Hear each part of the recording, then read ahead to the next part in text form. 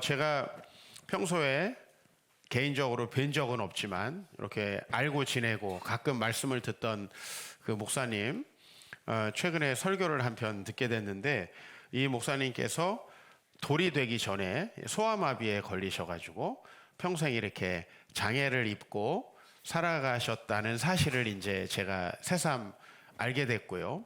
그러면서 이분이 이제 중고등학교 때 교회를 다니기 시작했는데 그때 참 하나님 앞에 그 장애를 놓고 기도를 많이 했다.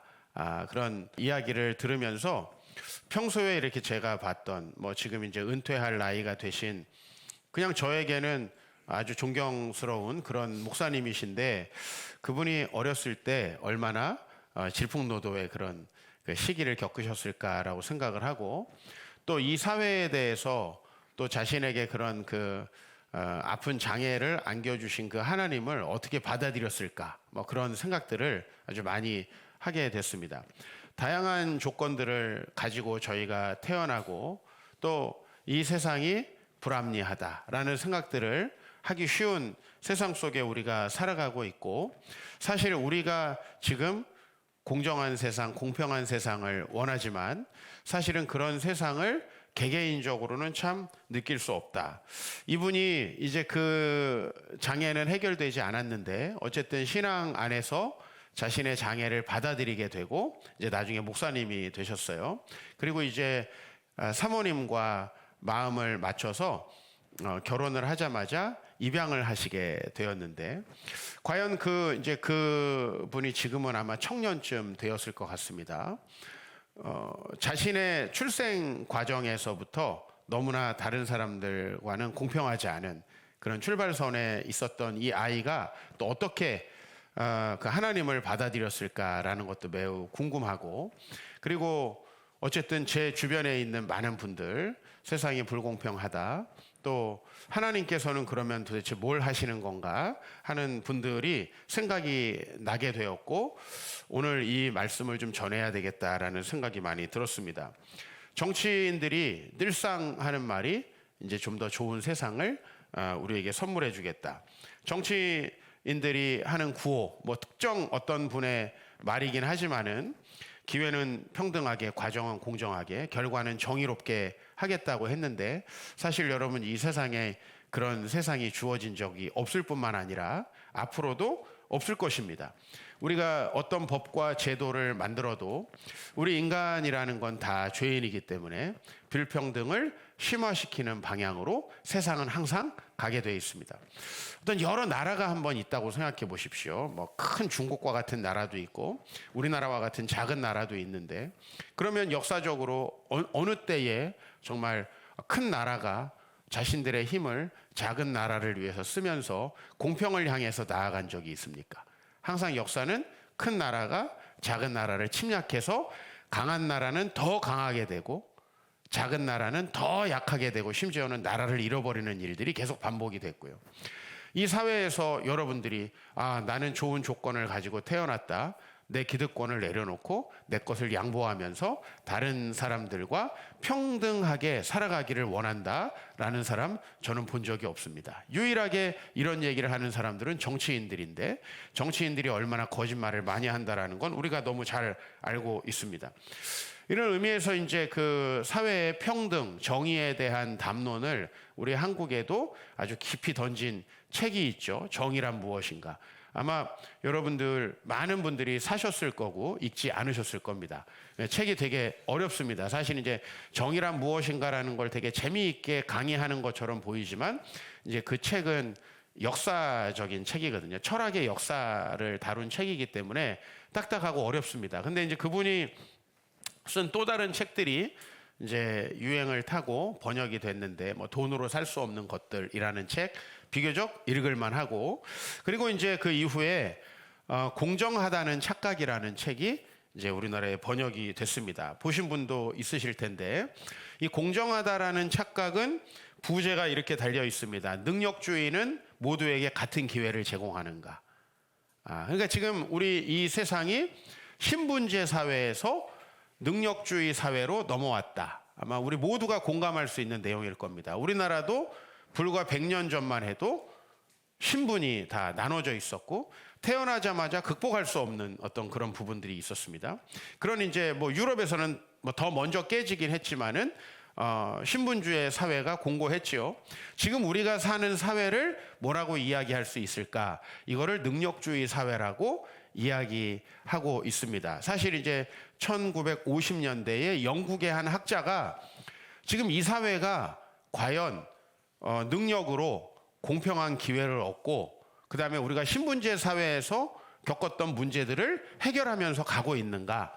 그렇지 않다라는 비판적 시각을 담아서 우리가 살고 있는 사회를 이제 능력주의 사회라고 했는데, 그 능력주의라고 번역된 말은 뭐 여러분이 생각할 때 능력, 어빌리티, 뭐 소사이어티, 뭐 이런 생각이 들겠지만 사실은 이제 그 영어 단어가 메리토크라시라는 겁니다. 메리트라는 것은 우리가 어떤 얻을 수 있는 성적 혹은 뭐 내 자신의 어떤 자질, 그런 것들이고요. 혹 그것으로 내가 이 사회에서 얻을 수 있는 보상, 이거를 이제 메리트라고 이야기를 하죠. 여러분이 일반적으로 생각하는 메리트라는 영어 단어하고는 조금 다른 의미이고요. 그 다음에 이제 뒤에 크라시라는 말이 붙었는데, 이건 여러분 데모크라시라고 할 때 어떤 통치 체제, 어떤 이 사회의 근간을 형성하고 있는 어떤 공고한 시스템, 이런 걸 얘기하는 건데, 말하자면 메리트로 사람이 그 메리트를 얻고 메리트에 의해서 보상을 받는 이런 사회로 지금 신분제에서 변화가 됐는데, 그 신분제에서 능력주의 사회로 변화되었을 때 세상은 공정한가라고 하는 거죠. 그러면서 그것이 진짜 착각이다. 오히려 신분제 사회에서는 우리 개개인의 어떤 그 실패 혹은 좌절하는 지점이 사회에 있었다라고 하는 거죠. 그죠? 나는 홍길동이야. 엄청 능력 있어. 그런데 나는 왜 성공할 수 없죠? 나는 왜 과거 시험을 볼 수 없습니까? 신분 때문에. 근데 이제 이 능력주의 사회로 넘어온 다음에 모든 실패는 오롯이 누가 책임져야 되는 것처럼 생각이 듭니까? 내가 책임져야 되는 거죠. 공정한 기회가 다 주어졌는데 너가 성공 못한 거잖아. 너가 망한 거잖아. 너가 좌절된 삶을 살아가는 거잖아. 라고 하는 죄책감과 자기 책임만 덧붙여진 사회라는 거죠. 사실은 신분제와 별로 차이가 없는 사회 속에서 우리가 살고 있다. 그래서 이제 우리나라보다 훨씬 더 기부금 입학이나 그 다음에 입시 제도에서 유연한 미국 사회를 이제 미국 사람이니까 언급을 합니다. 예를 들면 대학을 하나의 메리트라고 생각을 해봤을 때 그 메리트를 공평하게 우리가 기회에 접근하느냐라고 하는 면에서 마이클 샌델은 전혀 그렇지 않다 라고 하면서 이제 여러 가지 예를 들어요. 예를 들면 미국의 한 유명 대학은 입학생을 어떻게 뽑냐면 학교 정원에 훨씬 많은 사람들을 최소한의 성적으로 뽑은 다음에 추첨을 합니다. 이런 거는 과연 기회가 공정한 건가? 라는 이야기를 하고 있고요. 그 다음에 이제 입시 제도가 유연하다는 게 뭡니까? 다른 사람들이 자소서, 뭐 또 많은 어떤 그 학교에다가 자기를 지원할 때 그 지원 과정 속에서 개입을 해서 이제 그 지원서라든지 그다음에 SAT에도 개입할 수 있고, 지금 우리가 모든 사람이 공정하게, 뭐 그것도 공정한지 모르겠습니다. 수시보다는 정시가 공정하다라고 하더라고요. 고등학교 아이들이. 근데 그 정시는 그러면 과연 공정한 건가라고 했을 때 이 마이클 샌델은 전혀 그렇지 않다. 그 입학하는 과정에 돈이 개입되고 그 돈이 자녀들에게 이렇게 세습이 된다면 과연 신분제와 뭐가 다른가? 그러면서 오롯이 우리 자신의 이 불공평한 세상 속에서의 실패를 개인에게 오히려 당신의 능력이 부족해서 당신은 지금의 위치에 있는 거야 라고 얘기하고, 오히려 되게 선천적으로 좋은 유전적 형질을 받았던지 아니면 부모님에게 많은 돈을 세습받아서 그 돈으로 자기가 좋은 조건에서 큰 사람들도 나는 되게 능력이 있어서 여기까지 온 거야 라고 스스로 착각하게 만드는 그런 세상 속에 살고 있다. 이게 이 책의 내용인데, 물론 이제 뒷부분의 해결책에 대해서는 제가 별로 동의하지 않기 때문에 이야기하지 않지만은 결국은 개인의 성공과 실패가 오로지 개인의 책임이다. 그러니까 우리는 더 교만할 수밖에 없고 더 좌절할 수밖에 없는 세상. 이 불공평한 세상을 내가 만든 거니까. 내가 노력해서 여기까지 왔고 내가 노력하지 않아서 여기까지 몰락한 거기 때문에 그 자체는 다 내 책임이다 라고 하는 그 성공과 실패가 자기의 능력으로. 그렇다면 만약에 성공한 사람은 얼마나 교만하겠으며 실패한 사람들은 얼마나 불공평한 세상을 이야기할 수밖에 없는가라고 했을 때 저는 이 세상 속에서 여러분들이 얼마나 많은 좌절감을 때로 느끼고 또 하나님을 우리는 믿고 있잖아요. 과연 하나님은 공평하게 사역하고 계시는 건가? 정말 하나님이 우리에게 왜 서로 다양한 형질을 주셨고 왜 다양한 가정을 주셨는가? 과연 이것이 우리 일부 예배 때 이랬던 청소년들 받아들일 수 있을까? 나에게는 왜 이런 부모님을 주셨고 나에게는 왜 기회가 균등하게 주어지지 않고 왜 나는 훨씬 더 많은 스펙을 쌓을 수 있는 그런 경제적인 여유가 없이 자라게 되어서 지금 나는 이 사회에서 이 불공평한 많은 일들을 겪고 있을까라고 생각하면 이것이 이제 여러분에게 신앙의 부분에 있어서도 좌절감을 느끼게 되겠죠. 이거 같습니다. 내가 목회에 지금 세상 말로 성공하지 못했다면 그거는 오로지 내 책임이다 라고 했을 때 사람들은 그걸 벗어나고 싶은 것 같습니다. 우리 목회자들 세계에서도. 그러니까 우리는 공평하게 시작하지 않았다라는 이야기를 하는 겁니다. 우리 목회자들이. 왜? 그래야지 내가 좀 내 자신에 대해서 자책감으로부터 벗어날 수 있고 그리고 내 능력으로는 올라갈 수 없는 한계가 있다고 생각했을 때 우리가 신분제에서 느꼈던 자유함이 있습니다. 우리는 아니죠. 우리의 선조들이 신분제에서 어쩔 수 없었습니다 라고 할 때 사회가 불공평하다. 좋습니다. 사회는 불공평한데요. 과연 하나님도 불공평하다라고 생각하고 우리가 그 하나님과 담을 혹시 쌓고 있지 않은가. 오늘 이 불공평한 세상 속에서 여러분들이 하나님께 불평하고 내가 왜 이런 불공평한 세상 속에서 불공평한 처우를 받아야 하는가에 대해서 여러분들이 만약에 의문을 가지고 계신다면, 그죠? 우리가 오늘 한나를 좀 잠깐 생각해 보려고 합니다. 한나는 불임입니다. 그죠? 너무나 잘 아는 이야기입니다. 사실 지금 우리가 가지고 있는 어떤 종류의 메리트보다도 한나는 중요한 메리트를 갖고 있지 못합니다. 그게 바로 이제 불임이라는 것이죠.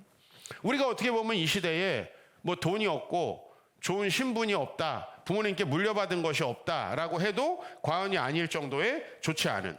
다른 사람들은 아이도 잘 낳고 잘 사는데 왜 나는 이렇게 살아야 하는가?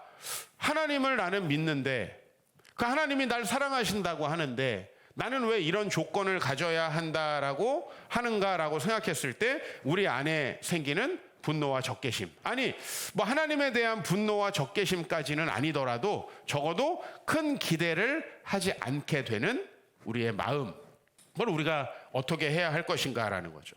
그랬을 때 나도 부유하고 많은 기회를 얻었다면, 나도 뭐 속된 말로 금수저로 태어났다면, 내가 다른 사람처럼 건강하고 장애가 없었더라면, 내가 더 좋은 부모님을 만나서 학창시절에 더 많은 공부할 수 있는 기회를 얻었더라면 내가 훨씬 다른 삶을 살게 되지 않았을까. 그런데 왜 하나님은 나에게 그런 부모님을 주셨고 왜 나에게 이렇게 유전적으로 좋지 않은 형질을 물려주셨고 왜 나에게는 금수저를 주시지 않았을까라고 우리가 생각한다면, 자, 그렇게 하나님에 대한 기대가 없이 살아갈 때 우리의 삶은 어떻게 될 것인가?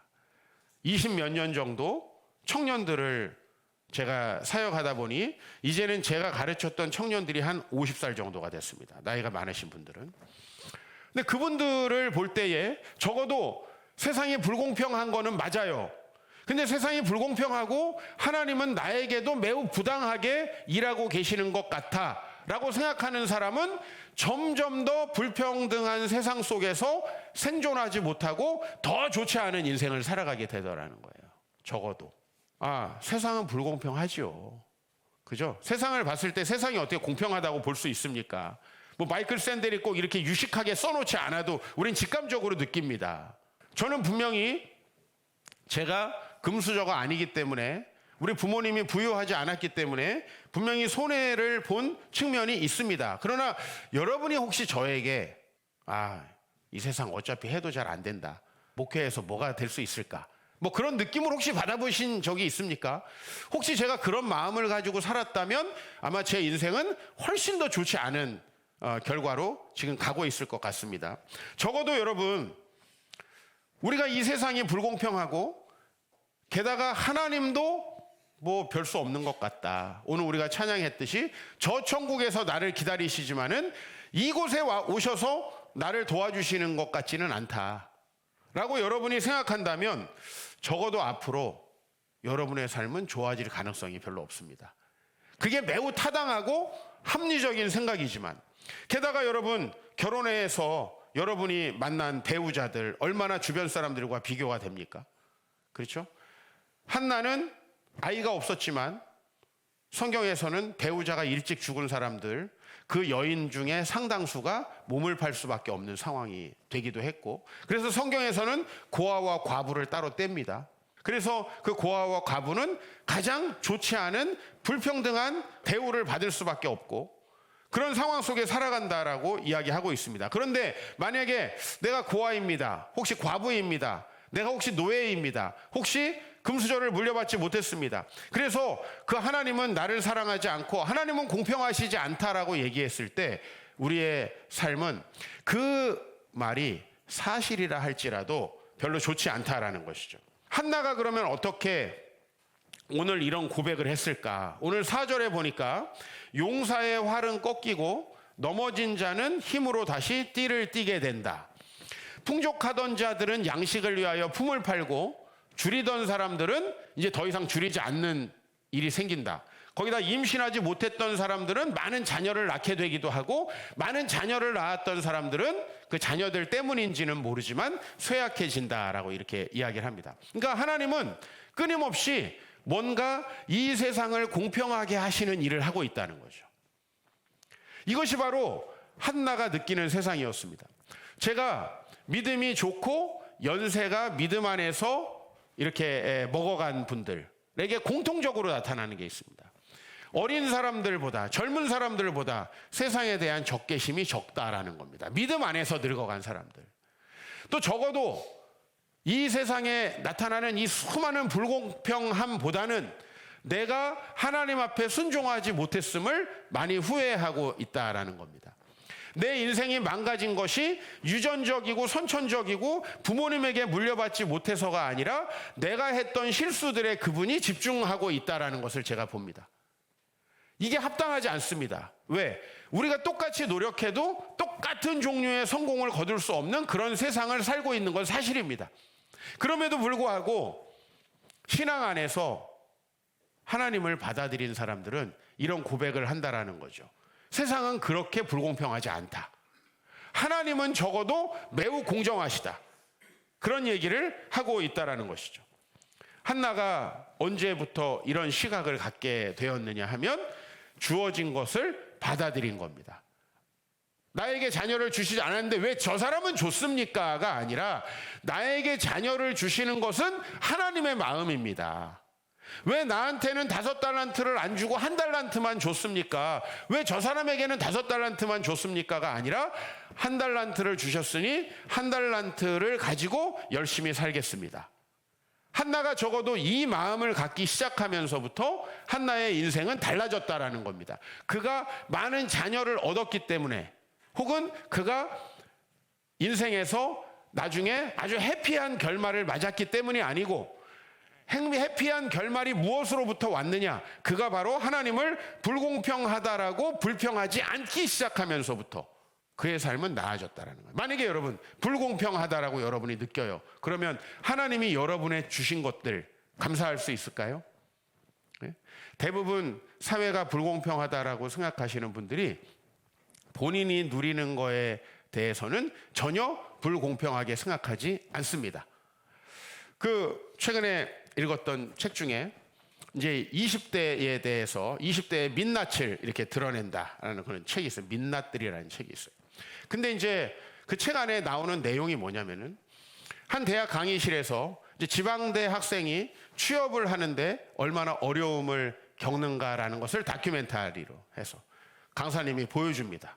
막 학생들이 분노하고 이렇게 세상이 불공평한가 하면서 막 눈물을 흘리고, 그런데 막상 그 강의가 끝나고 이 내용에 대해서 토론을 하니까 지방대를 나왔고 나는 인서울이니까 그 사람들이 나보다 취업이 안 되는 건 너무 당연하고 정의로운 것이다라고 모든 사람이 토로하더라는 거죠. 인서울 대학에서 일어났던 일입니다. 여러분, 사실 우리가 되게 형평성이 없이 공평하신 하나님을 찾는다는 겁니다. 예를 들면 나에게 없는 것들에 대해서는 왜 저 사람에게 많이 줬는가라고 생각하지만 내가 많이 받은 거에 대해서는 너무 당연하게 생각합니다. 우리 인간이 그렇다는 거예요. 그래서 여러분들이 하나님을 불공평하다라고 생각할 때 그 말이 되게 공평하지 않을 수 있다, 공정하지 않을 수 있다라는 것입니다. 그런데 하나님께서 이 한나를 통해서 고백하는 건 뭐냐면, 하나님은 매우 공평하게 하시려고 많은 일을 하고 계신다. 사무엘상 2장 6절에서 8절 같이 읽겠습니다. 여호와는 죽이기도 하시고 살리기도 하시고 스올에 내리기도 하시고 거기서 올리기도 하신다. 여호와께서는 가난하게도 하시고 부하게도 하시며 낮추기도 하시고 높이기도 하시고 가난한 자를 진토에서 일으키시고 빈궁한 자를 거름더미에서 올리사 귀족들과 함께 앉게 하시며 영광의 자리를 차지하게 하신다. 그런데 하나님이 그렇게 이 사람을 낮추기도 하고 낮춘 사람을 높이기도 하고 이렇게 하는 기준이 뭐냐? 한나는 이렇게 얘기를 해요. 기준 9절에서 10절, 우리 9절만 같이 읽습니다. 시작. 그가 그의 거룩한 자들의 발을 지키실 것이요 악인들을 흑암 중에서 잠잠하게 하신다. 이게 하나님의 원리라는 겁니다. 하나님은 끊임없이 강한 자들을 낮추시고 낮은 자들을 높이시는 일을 해왔다는 겁니다. 그렇게 생각해 보니까요, 좀 떠오르는 장면들이 있어요. 세계를 호령하던 강대국들이 있었거든요. 근데 지금 세계의 최강대국은 뭡니까? 자기 나라에서 종교 박해를 받고 가뭄이 들어서 음식을 먹을 수가 없고, 그죠? 그리고 너무너무 어려운 상황 속에서 본국을 떠나서 온 사람들의 나라, 그 나라가 지금 잘 되고 있죠. 그죠? 미국의 이탈리아 사람들이 어떤 상황에 가게 됐는지, 미국의 아일랜드 계통 사람들이 미국에 가장 많이 정착을 했는데 아일랜드 계통 사람들이 왜 가게 됐는지, 아니 미국을 처음에 시작한 그 필그림 파더스가 왜 미국을 가게 됐는지, 신앙생활 하나 자기의 양심대로 할 수 없었기 때문에 미국에 갔는데, 그러니까 사실은 미국은 가장 불쌍하고 어려운 사람들이 목숨을 걸고, 그리고 심지어는 가는 중에 너무나 많은 사람이 대서양 바다에 빠져 죽었는데 그 나라 사람들이 지금 현재는 세계 최강대국이 되어 있죠. 우리가 서양 인문학의 시작이고 모든 철학의 시작이라고 하는 그리스, 알고 있던 내용인데 어떤 학자가 새삼스럽게 얘기하더라고요. 그리스는 예수님이 오신 이후에 단 한 번도 역사의 전면에 나서 본 적이 없다. 우리가 아테네 그리스 생각할 때는 언제예요? 올림픽 성화, 처음에 그 성화 이렇게 불 이렇게 할 때, 그때만 우리는 아테네를 생각한다는 거예요. 그 강대국이었고 세계를 호령했던, 동방의 페르시아까지 제패했던 나라. 여러분, 하나님은 계속해서 어떤 원리를 가지고요, 강한 자를 낮추시고 낮은 자를 높이시면서 이 세상을 계속 공평하게 한다는 거예요. 여러분 생각해 보십시오. 우리 인간이라는 건 악합니다. 내가 가지고 있는 좋은 조건이 있으면 그걸 놓지 않으려고 끊임없이 우리는 투쟁을 합니다. 그렇죠? 그래서 지금은 모든 사람들이 의대에 자녀를 보내겠다. 그래서 이제 최근에 의대를 늘려야 된다라고 하니까 이제는 직장 다니던 분들도 다시 의대 시험을 볼까? 뭐 이렇게 생각을 한답니다. 그런데 이런 일들은 항상 있어 왔고요. 너무나 재밌는 건 중세 말기부터 근대 유럽 사회에서 공부를 최고 잘하는 애들이 어디를 갔는지 아십니까? 다 신학을 했다는 거. 지금하고 너무너무 다르죠. 그때 전교 1등 다 신학이에요. 그래서 신학을 못 해가지고 다 다른 직업을 한 거예요, 사람들이. 사람은 항상 자기가 그걸 통해서 많은 베너핏이 있으면 그걸 자기도 갖고 대대로 물려주려고 노력해요. 그거가 우리 인간의 한계라는 거예요. 우리 인간은 계속 사회를 불평등을 심하게 만든다는 거예요. 의대 나온 사람들을 뭐라고 하는 게 아니에요. 그죠? 저는 신학을 하고 있는데 요새 신학교 경쟁률은 아주 널널합니다. 가시기가 어려운 분들은 신학교를 가시는 게 좋아요. 근데 여러분, 이 세상은 항상 불공평한 방향으로 움직이고 우리도 이 사회가 불공정하기를 바란단 말이에요. 무슨 얘기냐면 여러분 자녀들은 영구적으로 안정되고 좋은 직장을 얻는 그런 학과를 가길 원하고 주변 아이들은 낮은 등급을 받길 원한다는 거예요. 그런 마음으로 여러분들은 여러분의 이 하나님께서 주신 물질을 굉장히 과도하고 불합리하게 사용한다는 거예요. 그게 우리라는 거예요. 하나님을 불공정하다라고 얘기하기 전에 이 세상을 우리는 항상 불공평한 방향으로 움직여 왔다. 그럼에도 불구하고 제가 이 세상 속에서 받은 상처와 이 세상 속에서 느낀 불공정함으로 나는 노력해도 소용이 없구나.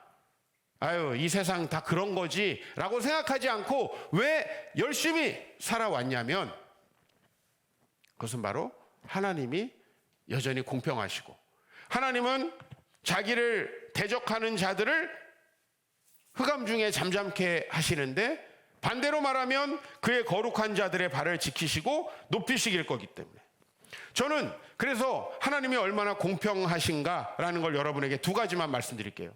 첫 번째는 하나님의 구원이 매우 공정하다라는 겁니다. 우리가 왜 메리트를 갖길 원합니까? 왜 내 자녀들에게 메리트를 물려주기를 원합니까? 그것은 그 메리트가 우리에게 주는 유익이 매우 크기 때문입니다. 그렇죠?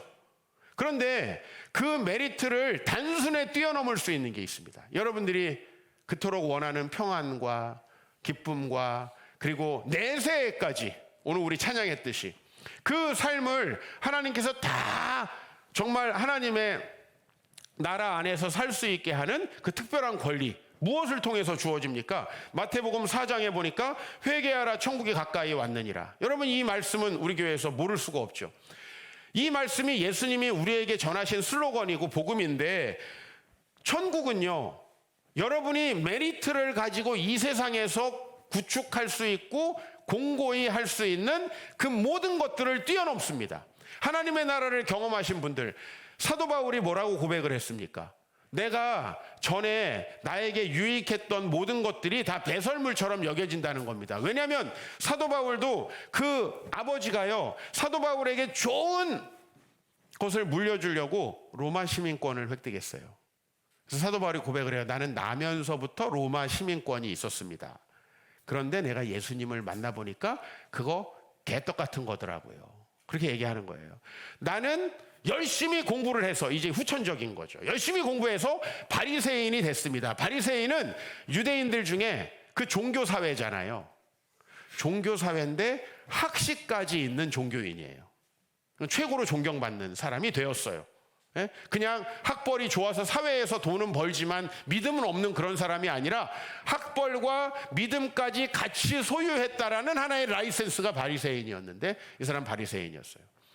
유대인들이요, 기원전 700년에 아수르에 의해서 망하기 시작하면서부터 얼마나 혼혈이 됐는지 몰라요. 그래서 유대인들은 혈통을 되게 중요하게 여겼습니다.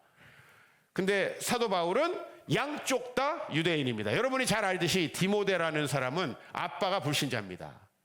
그죠? 엄마의 피로 내려왔다고 아예 공개적으로 써 있어요. 사도 바울은 양쪽 다 유대인의 혈통, 베냐민 지파라고 했습니다.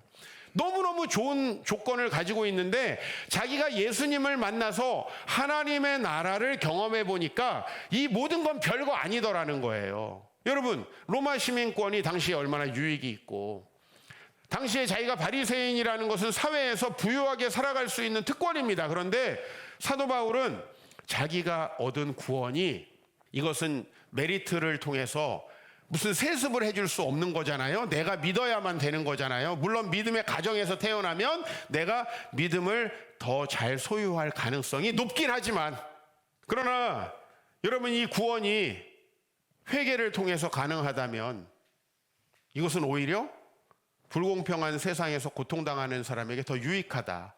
어떤 사람이 회개하게 돼 있냐? 심령이 가난한 사람이 회개하게 돼 있고 애통하는 사람이 회개하게 돼 있다. 그리고 오히려 성경은 부유한 사람들 가로 열고 좋은 조건, 사회적 조건을 가진 사람들 천국에 가기 어렵다라고 얘기를 합니다. 부자가 천국에 가기가 얼마나 어려운지 낙타가 바늘기로 들어가는 것보다 어렵다. 기억나시죠? 오히려 성경은 좋은 조건을 가지고 있는 사람들에게 되게 불리한 것들이 있다. 불공평한가요? 에베소서 2장 8절 너희는 그 은혜에 의하여 믿음으로 말미암아 구원을 받았나니 이것은 너희에게서 난 것이 아니요 하나님의 선물이라. 하나님은 믿음이라는 선물을 주셔서, 선물이라는 건 대가가 없는 거잖아요. 우리에게 자격 없는 자들에게 선물을 주셨어요. 오히려 이 세상의 큰 부자들, 여러분 제가 아는 대부분의 교회에 재벌들은 없습니다. 돈 조금 있다 하는 사람들은 있는데 재벌들은 없어요. 왜요? 왜 그들은 주님 나라를 누리지 못합니까? 오히려 되게 불합리한 거 아닙니까? 어렸을 때부터 하나님밖에 바라볼 수 없는 환경 속에서 학교에서도 내가 불평등을 경험할 수 있구나 라고 하는 것들을 경험한 제 입장에서, 그리고 어렸을 때 제가 제 얼굴을 참 공평하다 이렇게 느꼈겠습니까? 이건 농담이 아닙니다. 청소년 시기까지 저는 제가 항상 굉장히 하위권에 해당하는 얼굴이다 라고 생각했고, 지금도 중위권을 넘어간다고 생각하지는 않습니다. 하나님의 은혜로 많이 나아지긴 했지만요. 이게 어린아이들한테 얼마나 심각한 겁니까? 그런데 여러분, 하나님께서 저에게 하나님을 의지할 수밖에 없는, 그리고 그 하나님을 의지하다 보니까 그 하나님을 경험할 수밖에 없는 그러한 저에게 상황을 주셨다는 거 전 너무 감사합니다. 게다가 하나님의 구원, 그 하나님의 나라가 우리에게 오히려 세상에서 불공평함을 경험하는 사람들에게 더 주어지기가 쉽다라고 하는 이 말씀 하나에다가, 하나님은 우리에게 다양한 은사를 주시는데 주어진 만큼 열매를 요구하시고 심판하신다는 사실. 달란트의 비유를 보시죠. 각각 그 재능대로 한 사람에게는 금 5달란트, 한 사람에게는 2달란트, 한 사람에게는 1달란트입니다. 이것은 바로 하나님이 사람에게 주신 조건이 천양지차 다르다는 겁니다. 그죠? 예술을 하신 분들은 그 넘어설 수 없는 놀라운 실력을 가진 사람들이 있잖아요. 그죠? 공부를 하시고 연구를 하시는 분들, 야, 저 사람의 머리는 뭘로 만들어졌을까? 그런 탁월한 재능을 가진 사람들이 있습니다. 우리 교회에만 해도 아주 다양한 연봉과 다양한 직업군의 차이가 있습니다.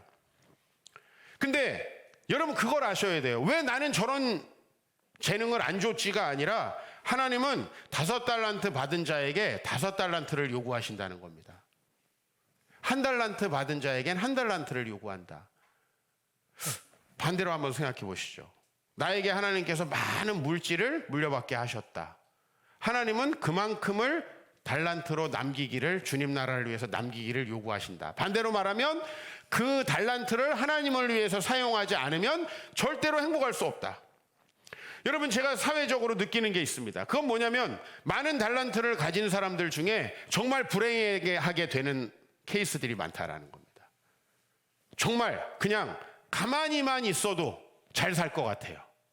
가만히만 있어도 너무너무 많은 베너핏이 있는 그런 좋은 조건을 가지고 있는 분들. 하나님께서는 근데 뭘 보십니까? 금 5달란트를 가진 자가 5달란트만큼을 하나님 나라를 위해서 섬기길 요청하고 계시고, 2달란트는 2달란트예요. 그러니까 여러분들이 교회에서 똑같이 봉사한다고 똑같은 평가를 받는 게 아니라는 겁니다. 나에게 많은 걸 주셨다면 많은 것만큼 하나님은 여러분에게 요구하시고 심판하신다는 거예요. 하나님은 매우 공평하십니다.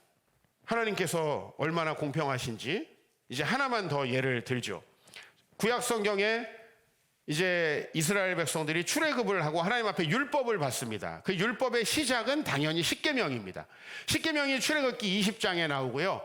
출애굽기 20장 이후로 하나님의 이제 율법이 세부적으로 나옵니다. 만약에 헌법 조문이 있다면 그거에 대한 강론이 있어야 되지 않습니까?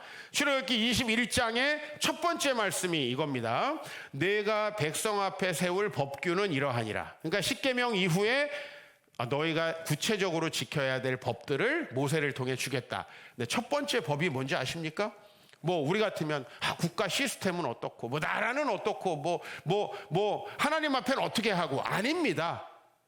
하나님이 이스라엘 백성에게 주신 첫 번째 율법은 노예에 관한 법입니다.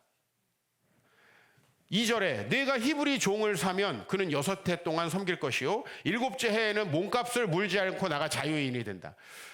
그러니까 고대의 노예가 되는 것은 전부 다 경제적인 실패입니다. 경제적인 실패는 노예가 되는 거예요. 그러니까 과부나 고아는 거의 자동 노예가 됩니다. 경제적으로 실패할 수밖에 없는 사람이니까. 과부와 고아는 오늘 여기도 마찬가지예요. 그 사람이 만약에 몸값을 물지 않고도 나갈 수 있게 해달라. 7년에는 뭐예요? 이 사람이 원래 그 사람의 뭔가 빚 때문에 빚을 져서 노예가 됐다라는 걸 이야기하고 있는 거예요. 근데 이 사회에서 경제적으로 실패하고 지금 가장 불공정한, 여러분 과부가 됐다는 것, 남편이 죽었다는 건 고대 사회에선 거지가 된다 내지는 창녀가 된다는 뜻입니다. 지금도 마찬가지지만 고아가 되었다. 얼마나 불공평합니까? 근데 하나님은 그들을 위한 법을 가장 먼저 세우고 있다는 것이고요. 22장에도 너는 고아와 과부를 해롭게 하지 말라. 만일 너가 그들을 해롭게 해서 그들이 울고 나한테 이르면 나 가만히 있지 않겠다는 거예요. 하나님이 불공정한 세상 속에서 시대마다 고통당하는 그 부르짖음을 반드시 듣는다는 것입니다. 저는 너무너무 가난한 환경 속에서 하나님이 나의 기도를 들으신다라고 하는 상징적인 장면을 가지고 있습니다. 뭐냐면 저희 아버지가 경기도 평택 오산 조금 밑에 있는 진위면이라는 곳에서 목회하실 때 하여튼 우리 교회의 한 절반 정도 되는 만큼의 천막을 치시고 요만큼이 저희 집이었습니다. 여기는 그 얇은 합판이 한 장 대져 있고, 옛날에 교회는 다 뭐가 있어요? 뒤에 어릴 때부터 다니신 분들 천이 쳐져 있습니다. 자색으로. 그죠? 그러니까 사실은 잘 생각해 보니까 이거 그냥 확 뚫고 들어가면 뚫립니다. 그런 벽이었어요, 사실. 그러니까 우리 왜 옛날에 코미디언들이 막 해가지고 벽 뚫고 나가잖아요. 그죠? 막 세트장 막 부시고 나가잖아요. 우리가 그런 데 살았어요, 생각해 보니까. 근데 제가 어느 날은 좀 일찍 잠에서 깬 날이 있습니다. 근데 그날 저희 아버지께서 계속 아버지 하고 뭐라 아버지 하고 뭐라 하시고 그 내용이 저희한테 들리는 겁니다. 중간 내용은 안 들려요. 우리 아버지가 아버지를 찾는 내용이 들리는 거예요. 제가 나이가 먹고 계속 그 장면이 잊혀지지 않는 거예요. 이 가난하고 불쌍한 우리 아버지의 기도를 들으셔서 하나님이 나를 키워주셨구나. 나도 불합리하고 어려운 상황 속에서 정말 저는 평생 걸어야 될 걸음을 어렸을 때 다 걸었습니다. 제 다리의 비결은 그거예요. 전 다리가 유일하게 튼튼한데 제 다리의 비결은 어렸을 때 어마어마하게 걸어서 그래요. 하나님께서 이 부르짖음을 듣고 계시는구나. 하나님이 공평하게 하시는구나. 저는 이걸 믿습니다. 불공정한 세상 속에 우리는 살아갑니다. 여러분 때로는 그 벽에 부딪혀서 속상합니다. 그리고 이게 내 잘못인가? 그러나 하나님은 어떻게 얘기하고 있냐면요. 나는 이 세상을 공평하게 한다. 그리고 높은 자를 낮추고 낮추는 자를 높이는 일을 계속하고 있는데 그 기준은 너희가 하나님을 믿고 나를 경외하느냐에 있다. 저는 하나님을 믿고 제가 하나님을 경외하는 삶을 살아가는 한 절대 이 세상은 저에게 불공평하지 않게끔 하나님이 만들어 주실 거라고 믿습니다. 전 그걸 믿고 건강하게 사는 거예요. 그 마음을 가지고 건강하게 사는 거예요. 여러분들이 불평하고 원망할 때 저 거기에 공감이 돼요. 나도 어렵고 힘들게 많이 살았고 정말 저는 모든 걸 돈 없이 하는 거죠. 영어 공부를 해야 돼. 연수 갔다 올까? 이런 건 내 선택지에 무조건 없어요. 수학이 어려워요. 학원 다닐까? 이런 건 제 선택지에 없었어요. 그냥 없이 저는 시작을 한 거예요. 그런 선택지가 아예. 근데 지금 생각해 보니 그때 내가 왜 나는 학원도 못 다니고 난 왜 해외도 못 가고 도고동문학과 나왔는데 독일에 47살 때 처음 갔어요. 왜 나는 이렇게 살았을까라고 생각하고 사실 우리 어머니는 그런 저를 되게 안타까워하세요. 네 동생들 둘만 없었으면 너는 해외 연수 갔다 올 수 있었을 텐데. 버러지 같은 동생들 2명 있어가지고 그 동생들이 제가 돈 좀 벌어놓으면 대학 들어오고 돈 좀 벌어놓으면 복학 가고 그래가지고 제가 그 돈으로 그 알바 해가지고 번 돈으로 우리 동생들 학비를 대줬는데 아는지 모르는지 모르겠어요. 피해 당한 것만 주로 기억하더라고 저한테. 나도 좀 피해를 보긴 했는데 근데 우리 어머니는 그걸 지금도 너무 안타까워하고 늘 저를 아이고 우리 아들 어떡하나 이렇게 보고 있어요. 근데 저는 저를 그렇게 생각하지 않습니다. 그리고 저는 한 번도 그렇게 생각하고 산 적이 없습니다. 왜냐하면 제가 말씀을 보니까 그리고 하나님께서 우리 아버지가 그 기도하시던 거 그게 하나님 아버지 나는 능력이 없으니까 우리 아들 하나님 키워주세요. 그 기도가 나를 키웠구나. 목회를 하면 할수록 느끼는 거예요. 나는 아버지에게 교회를 물려받거나 돈을 물려받은 적은 없어요. 그냥 어머니만 저에게 물려주셨어요. 어머니. 그래서 그때부터 어머니에게 매달 조금씩이지만 용돈을 드리고 있어요. 어머니만 저에게 물려주셨어요. 근데 저 그것도 한 번도 불공평하다, 부당하다 생각한 적 없어요. 나에게 맡기셨으니까 하나님이 돈을 주시겠지. 저 그렇게 생각하고 열심히 목회를 했어요. 지금쯤 이렇게 되니까요.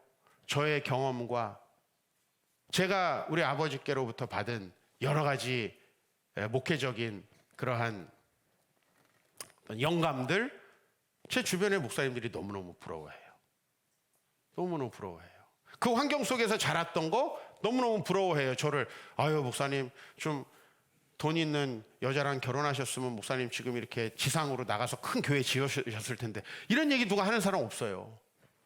하나님께서는 제가 한 것보다는 항상 저에게 더 축복하신다고 저는 믿고요. 앞으로도 그렇게 믿고 살아가기를 원합니다. 불공평한 세상 속에서 사실 여러분 한 사람 한 사람도 더 세상이 불공평해지기를 바라고 있습니다. 여러분의 분야가 돈 많이 벌기를 원하고 여러분의 자식들은 그 분야를 세습해서 더 잘 되기를 원하시죠. 사실 우리 수준은 딱 그 정도입니다. 그죠? 그래서 저희 주변의 목사님들이 저에게 많이 했던 얘기가 있어요. 네 아버지가 그렇게 고생하는 걸 봐놓고 너는 왜 목회를 하니? 오산에 있는 우리 아버지 친구들이. 예? 그게 우리 마음 아니에요? 더 잘 되는 길. 그죠? 옛날에 다 사람들이 신학교를 보냈듯이 그래가지고 어떻게 하든지 그 신학교 나와서 교구 목사가 됐을 때에 그 사제들이 누리는 면책 특권, 그 다음에 면세 특권 이런 거를 누리게 하려고 다 사람들이 신학교에 보냈듯이 우리는 지금도 여전히 그렇게 쏠림 현상으로 내 자녀들에게 좋은 것들을 주길 원합니다. 그러나 우리가 진짜 신경 써야 될 거는 뭐냐면 진짜 소중한 건 하나님 앞에 회개했을 때 온다라고 하는 사실이고 진짜 여러분들에게 중요한 건 여러분이 많이 받았다면 많은 책임이 있다라는 겁니다. 예? 예를 들면 이 공동체에서 너무나 선교적으로 소중한 일을 합니다. 우리가 똑같이 10,000원 내는 걸 하나님이 원하실까요? 하나님은 두 랩돈을 드린 여자를 칭찬하시고 많은 돈을 11조하는 바리새인을 책망했습니다. 왜 그러냐면 비율로 봤을 때 두 랩돈은 그 사람 생활비의 전부고 그 바리새인의 11조는 아주 적은 일부였기 때문에 그래요. 이게 하나님의 계산 방식이에요. 많이 받았으면 많이 주어야 된다라고 하는 사실 꼭 기억하세요. 하나님은 그걸로 심판하신다는 걸 꼭 기억하셔야 돼요. 그리고 오히려 나에게 많은 것들을 주시지 않았다면 내가 큰 부담 없이 나에게 주어진 환경 속에서 열심히 하면 되겠구나.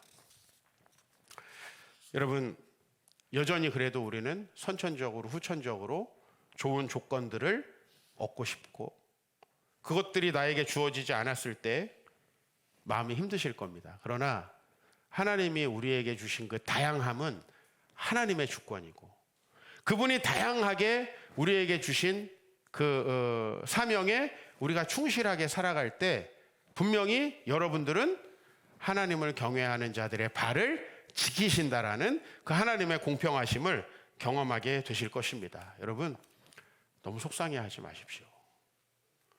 그리고 좋은 조건을 가지고 계신 분들 하나님의 심판을 꼭 두려워하시기 바랍니다.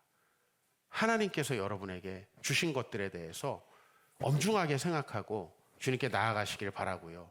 혹시 너무나 나는 불공평한 세상 속에서 많은 어려움과 환난을 겪었다라고 생각하시는 분들은 하나님께서 주시는 구원이 여러분에게 너무나 가까이 있다는 사실, 그 구원이 내가 이 세상의 메리트로 도저히 얻어낼 수 없는 것들을 우리에게 준다.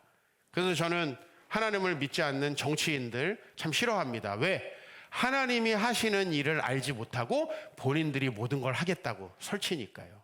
그러나 여러분, 아무리 어떤 정권이 들어와서 어떤 정책을 하더라도 인간은 이기적으로 반응해서 그 정책을 무력화시킨다는 거 경험적으로 다 느끼셨을 거예요. 아무리 좋은 정책이 나와도 우리 시장은 이기적으로 움직인다는 거. 그러나 그것을 무력화하게 하시고 정말 하나님의 나라를 주시는 분은 우리 하나님이시라는 거, 여러분에게 소망 되시길 바랍니다.